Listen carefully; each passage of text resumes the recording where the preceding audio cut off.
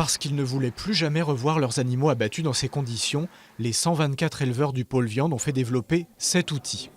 Les vaches vont y entrer par cette porte avant d'être totalement immobilisées. Veaux, vaches, cochons, l'appareil s'adapte à n'importe quel animal grâce à la reconnaissance faciale. Ici, on a une caméra qui va être sur le support qui se situe ici, qui va venir filmer l'arrivée de l'animal.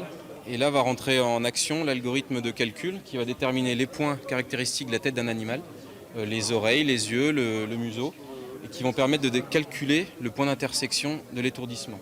Une fois identifié ce point d'impact, le bras robotisé viendra, sans être vu, étourdir l'animal. C'est une manière déportée de réaliser l'étourdissement qui est fixée au bout de ce bras robotisé, qui est le même outil qu'utilisé manuellement, mais cette fois-ci embarqué sur un robot, et donc qui va aller au point caractéristique de la coordonnée du point d'impact d'étourdissement.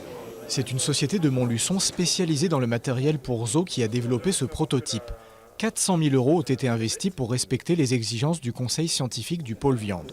Tout est pensé pour qu'on stresse l'animal le moins possible, pour qu'il soit abattu dans un contexte qui lui semble le moins anormal possible. Il n'y a pas de pression de temps et ça veut dire qu'on peut suivre le rythme de l'animal. On ne met pas la pression de l'animal d'avancer alors qu'il n'a pas complètement exploré son environnement, par exemple.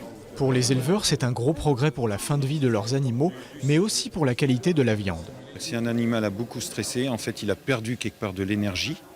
Et cette énergie ne sera pas disponible pour des enzymes qui vont transformer le muscle, qui vont transformer le collagène en viande tendre, goûteuse, etc. Et en plus, au-delà, comme nous on veut travailler aussi sur les maturations longues et les affinages de viande, moins l'animal a stressé, plus on peut travailler les viandes sur leur qualité gustative et organoleptique.